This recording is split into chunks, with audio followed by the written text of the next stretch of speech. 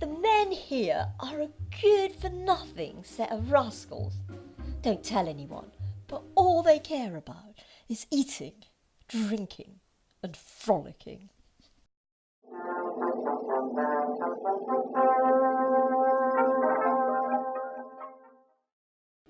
Oh yes, Harriet, my dear, they are a set of rascals.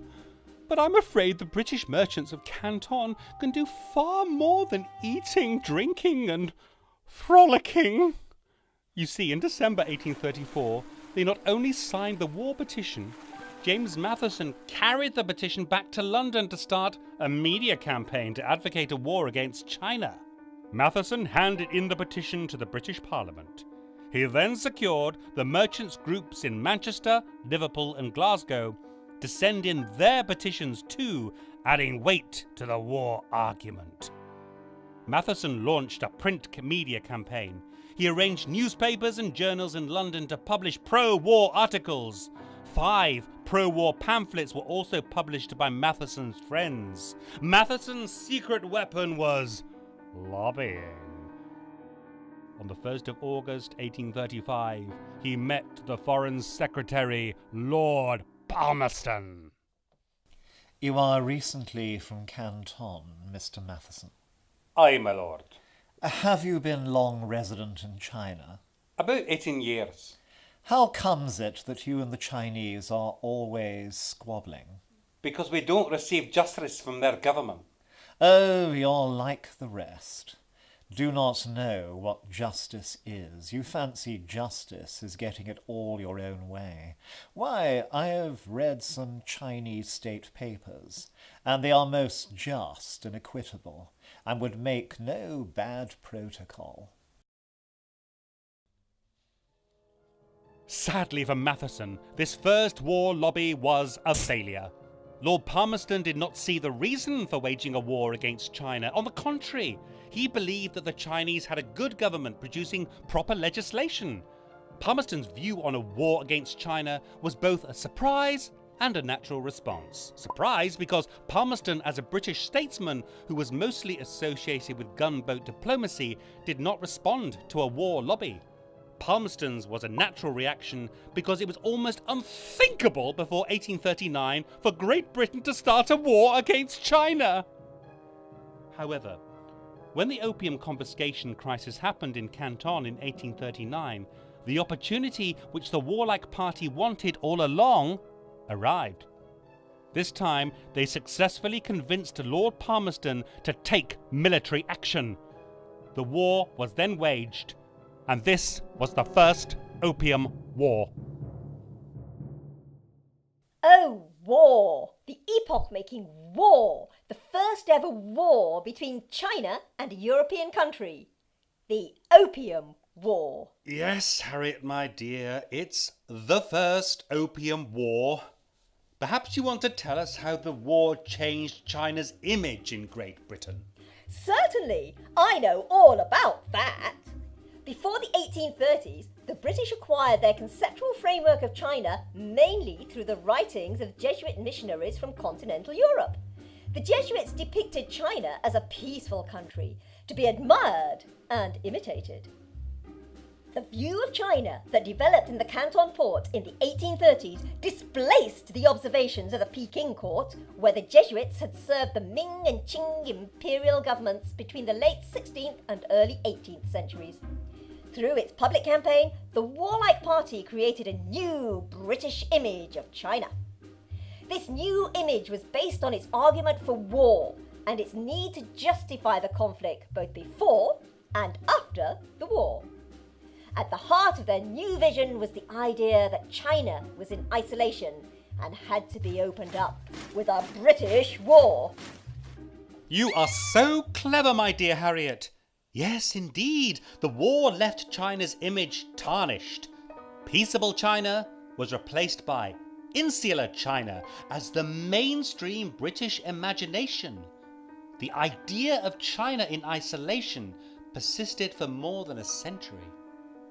The Jesuits saw the Chinese emperor as a philosopher king.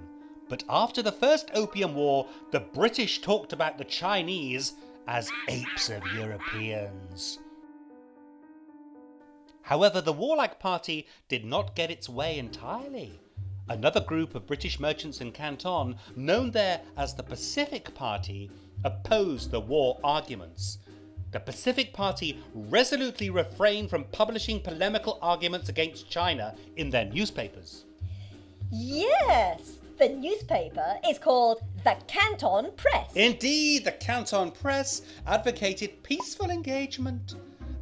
They saw China as within its rights to develop trade policies, and they believed that the British merchants should submit to the Canton regulations when trading in China. And Britain, you haven't talked about what happened there.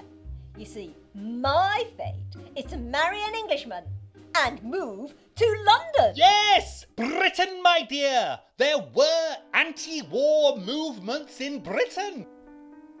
Many anti-opium war campaigners believed the war's purpose was to force opium onto the Chinese. Consequently, they called it the Opium War. The Spectator argued on the 28th of March 1840, The government writers are labouring strenuously to give a respectable colour to the war with China. It is washing the blackamoor white. Do what they can, gloss it over as they may. The Opium War is the name by which history will hand it down. the war is indeed named in history as the Opium War. The name Opium War expressed the anti-war campaigners' frustrations that Britain started this war of injustice. In the name Opium War, the anger lingers in history. As for dear Harriet, she left China on the 9th of November 1833 after 4 years of living there. Thus finishes my life in China.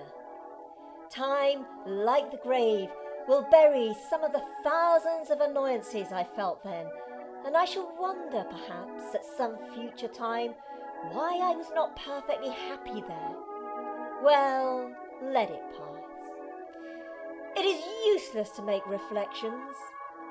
There are some few, aye, very few, that I regret leaving, but most probably our parting will be likewise forever.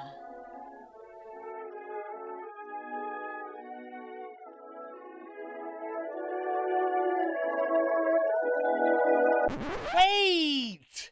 You thought the documentary would end here? No!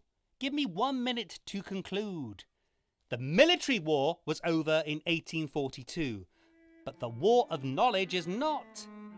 This documentary does not see the First Opium War as a war between two nations, Britain and China.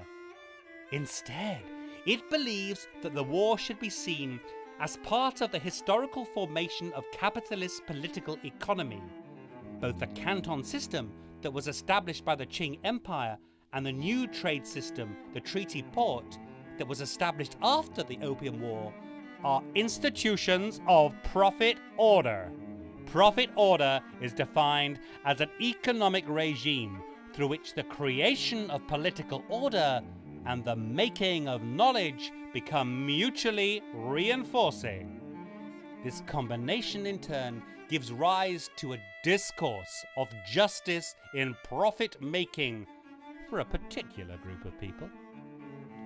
This documentary reinterprets the First Opium War as follows. The British Empire, at a pivotal moment, adopted the warlike party's desire for profit as its major driving force to confront an entrenched profit order, the Canton system. The Canton system was in turn propped up by the Chinese Qing Empire, which had a stake in it in terms of both profit and state security. Behind the interstate conflict were the Qing's vested interests in the old profit order and the British interests to create a new profit order. Attempts to change profit order was the prime mover of the war.